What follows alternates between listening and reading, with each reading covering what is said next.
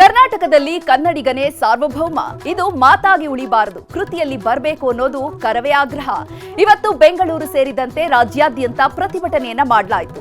Karave ಆಗ್ರಹಕ್ಕೆ CM Siddaramaiah ಕೂಡ ಪ್ರತಿಕ್ರಿಯೆಯನ್ನ ನೀಡಿದ್ದಾರೆ. ಏನೇನಾಯ್ತು ನೋಡಿ.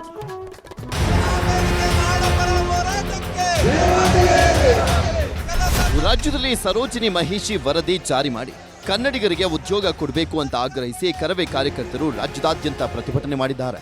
ಬೆಂಗಳೂರಿನ ಫ್ರೀಡಂ ಪಾರ್ಕ್ನಲ್ಲಿ ನಡೆದಂತ ಪ್ರತಿಭಟನೆಯಲ್ಲಿ ಸ್ಯಾಂಡಲ್ವುಡ್ ನಟ ನಟಿಯರು ಸಾಥ್ ನೀಡಿದ್ದು ಕನ್ನಡಿಗರಿಗೆ ಉದ್ಯೋಗ ಕೊಡಬೇಕು ಅಂತ ಆಗ್ರಹಿಸಿದರು.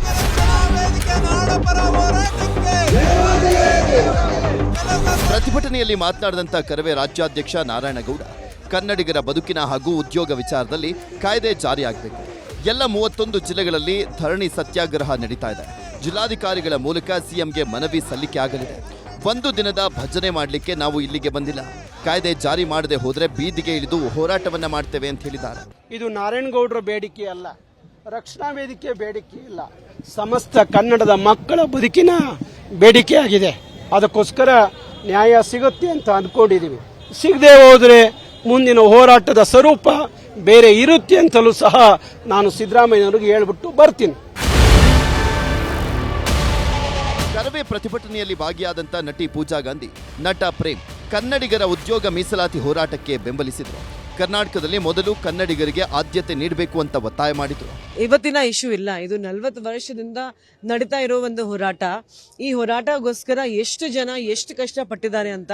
ಸೊ ಇವಾಗ ಒಂದು ಸಮಯ ಬಂದಿದೆ, ಕನ್ನಡಿಗರು ಕನಸು ನೆನಸಾಗಬೇಕು.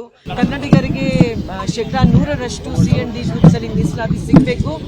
ಸರ್ಕಾರ ಕೊಡ್ತಾರೆ ಅಂತ ಹೇಳಿದ್ದಾರೆ, ಬಟ್ ಅದು ಯಾವಾಗ ಅದು ಇಂಪ್ಲಿಮೆಂಟ್ ಆಗಬೇಕು, ಅದು ಅನುಷ್ಠಾನ ಆಗಬೇಕು ಬೇಗ. ಕರ್ನಾಟಕದಲ್ಲಿ ಕನ್ನಡಿಗರಿಗೆ ಸಾರ್ವಜನಿಕ ವಲಯದಲ್ಲಾಗಲಿ ಅಥವಾ ಖಾಸಗಿ ವಲಯದಲ್ಲಾಗಲಿ ಉದ್ಯೋಗ ಸಿಗಬೇಕು ಅನ್ನೋ ಡಾಕ್ಟರ್ ಸರೋಜಿನಿ ಮಹಿಷಿ ವರದಿಯನ್ನು ಸಾಧ್ಯ ಆದಷ್ಟು ಬೇಗ ಅನುಷ್ಠಾನಕ್ಕೆ ತರಬೇಕು ಅಂತ ಹೇಳಿದರು. ಧಾರವಾಡದಲ್ಲಿ ಕರವೇ ಕಾರ್ಯಕರ್ತರು ಪ್ರತಿಭಟನೆ ಮಾಡಿದರು. ಜಿಲ್ಲಾಧಿಕಾರಿ ಕಚೇರಿ ಎದುರು ಪ್ರತಿಭಟನೆ ನಡೆಸಿ ಕನ್ನಡಿಗರಿಗೆ ಉದ್ಯೋಗದಲ್ಲಿ ಮೀಸಲಾತಿ ನೀಡುವಂತೆ ಆಗ್ರಹ ಮಾಡಿದ್ರು. ಹೊರ ರಾಜ್ಯಗಳ ವಲಸೆ ಕಂಪನಿಗಳು ಹೆಚ್ಚಾಗ್ತಾ ಇದ್ದಾವೆ, ಹೊರ ರಾಜ್ಯದವರಿಗೆ ಉದ್ಯೋಗ ನೀಡಲಾಗ್ತಾ ಇದೆ ಅಂತ ರಾಜ್ಯ ಸರ್ಕಾರದ ವಿರುದ್ಧ ಘೋಷಣೆ ಕೂಗಿ ಆಕ್ರೋಶವನ್ನು ವ್ಯಕ್ತಪಡಿಸಿದರು.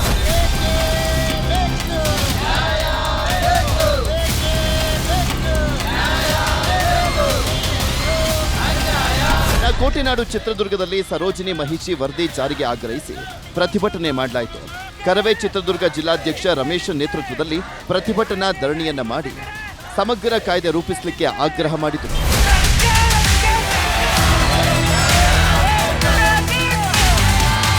ರಾಯಚೂರಿನಲ್ಲೂ ಕನ್ನಡಿಗರಿಗೆ ಉದ್ಯೋಗ ಮೀಸಲಾತಿಗೆ ಆಗ್ರಹಿಸಿ ಕರವೇ ಕಾರ್ಯಕರ್ತರು ಪ್ರತಿಭಟನೆ ಮಾಡಿದರು. ಕರವೇ ಜಿಲ್ಲಾಧ್ಯಕ್ಷ ಗಂಗಣ್ಣ ನೇತೃತ್ವದಲ್ಲಿ ಪ್ರತಿಭಟನೆ ಮಾಡಿದಂತ ಕಾರ್ಯಕರ್ತರು ಟಿಪ್ಪು ಸುಲ್ತಾನ್ ಗಾರ್ಡನ್ನಲ್ಲಿ ಧರಣಿ ಕುಳಿತು ಕಿಡಿಕಾರಿದರು. ಕನ್ನಡಿಗರಿಗೆ ಉದ್ಯೋಗ ಸಮಗ್ರ ಕಾಯ್ದೆ ರೂಪಿಸಲಿಕ್ಕೆ ಗದಗ ಜಿಲ್ಲಾಧಿಕಾರಿ ಕಚೇರಿ ಎದುರು ಧರಣಿ ಸತ್ಯಾಗ್ರಹ ಮಾಡಲಾಯಿತು. ಕರವೇ ರಾಜ್ಯ ಕಾರ್ಯದರ್ಶಿ ಹನುಮಂತಪ್ಪ ಅಬ್ಬಿಗೇರಿ ನೇತೃತ್ವದಲ್ಲಿ ಧರಣಿಯನ್ನ ಮಾಡಿ ಸರೋಜಿನಿ ಮಹಿಷಿ ವರದಿ ಜಾರಿಗೆ ಆಗ್ರಹ ಮಾಡಿದರು. ಆದಷ್ಟು ಬೇಗನೆ ಮುಂದಿನ ಅಧಿವೇಶನದಲ್ಲಿ ಏನು ಕನ್ನಡಿಗರಿಗೆ ಉದ್ಯೋಗ ಮೀಸಲಾತಿಯ ಡಾಕ್ಟರ್ ಸರೋಜಿನಿ ಮಹಿಷಿ ವರದಿಯನ್ನು ಜಾರಿಗೆ ಮಾಡಬೇಕಂತೇಳಿ ಒತ್ತಾಯವನ್ನು ಮಾಡ್ತಾ ಇದ್ದಾರೆ. ಕೊಪ್ಪಳದಲ್ಲೂ ಕರ್ನಾಟಕದಲ್ಲಿ ಕನ್ನಡಿಗರಿಗೆ ಉದ್ಯೋಗ ನೀಡುವ ಕಾಯ್ದೆಗೆ ಆಗ್ರಹಿಸಿ ಕರವೇ ಪ್ರತಿಭಟನೆಯನ್ನ ಮಾಡಿತು. ಬಸ್ ನಿಲ್ದಾಣದ ಎದುರು ಪ್ರತಿಭಟನೆಯನ್ನ ಮಾಡಿ ಉದ್ಯೋಗ ಕಾಯ್ದೆ ರೂಪಿಸಲಿಕ್ಕೆ ಆಗ್ರಹ ಮಾಡಿದರು. ಸರ್ಕಾರ ಸ್ಪಂದಿಸದಿದ್ದರೆ ಉಗ್ರ ಹೋರಾಟದ ಎಚ್ಚರಿಕೆಯನ್ನು ಕೊಟ್ಟರು. ಆ ಬಳಿಕ ಜಿಲ್ಲಾಧಿಕಾರಿಗಳ ಮೂಲಕ ಮುಖ್ಯಮಂತ್ರಿಗಳಿಗೆ ಮನವಿಯನ್ನ ಸಲ್ಲಿಸಲಾಯಿತು.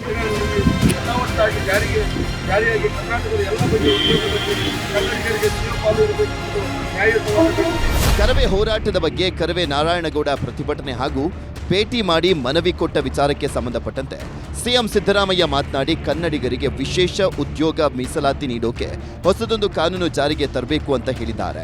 ಅಡ್ವೊಕೇಟ್ ಜನರಲ್ ಜೊತೆಗೆ ಚರ್ಚೆ ಮಾಡ್ತೀನಿ, ಕಾನೂನು ಸಂವಿಧಾನಾತ್ಮಕ ವಿಚಾರವಾಗಿ ಪರಿಶೀಲನೆ ಮಾಡ್ತೀನಿ ಅಂತ ಹೇಳಿದ್ದಾರೆ. ಕನ್ನಡಿಗರಿಗೆ ವಿಶೇಷ